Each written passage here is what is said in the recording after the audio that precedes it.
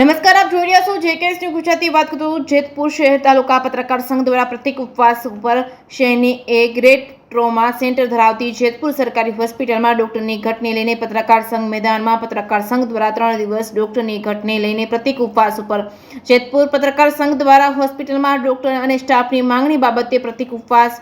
જેતપુરમાં પત્રકાર સંઘ દ્વારા હોસ્પિટલમાં સ્ત્રી રોગના નિષ્ણાત તેમજ ઓર્થો સર્જન તેમજ આંખના ડોક્ટર, રેડિયોલોજિસ્ટ તેમજ મેડિકલ ઓફિસરની ઘટને લઈને પત્રકાર સંઘ શહેરના તીનબત્તી ચોકમાં પ્રતિક ઉપવાસ ઉપર. જેકેએસ ન્યૂઝ ગુજરાતી સાથે રાકેશ પીઠડિયા, જેતપુર. જિલ્લાના જેતપુર શહેરમાં આવેલ સરકારી હોસ્પિટલમાં ઘણા બધા ડૉક્ટરો ઘટે છે, જેમાં પેડિયાટ્રિક્સ નથી, મહિલાઓ માટે ગાયનેક ડૉક્ટર નથી, રેડિયોલોજિસ્ટ એટલે કે જે એક્સરે ફોટો લેતા હોય છે તે ડૉક્ટર નથી, આંખોના ડૉક્ટર નથી, હાડકાના ડૉક્ટર નથી.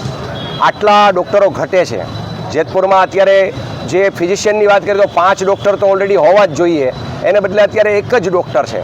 એટલે કે જેતપુર શહેર છે એની નગરપાલિકાની વાત કરીએ તો પણ એક ગ્રેડ નગરપાલિકા છે, અને આ નગરપાલિકા આટલો ટેક્સ જે જનતા આપે છે એને કોઈ સુવિધા મળતી નથી. એક જ ડૉક્ટર છે, અને જેતપુરની ઓપીડીની વાત કરીએ, ડૉક્ટરના જે દર્દીઓની વાત કરીએ તો 700 થી 800 દર દિવસે પર ડે એટલા દર્દીઓ હોય છે. ત્યારે જેતપુરમાં ખરેખર જે મહેકમ મુજબ ડૉક્ટર હોવા જોઈએ એ પણ નથી. આ મહેકમ પણ જૂનો છે, જે 4 કે 5 ડૉક્ટરનો છે. ખરેખર અહીંયા 7 ડૉક્ટરની જરૂર છે, પણ જૂના મહેકમ પ્રમાણે કોઈ ફેરફાર કરવામાં આવ્યો નથી.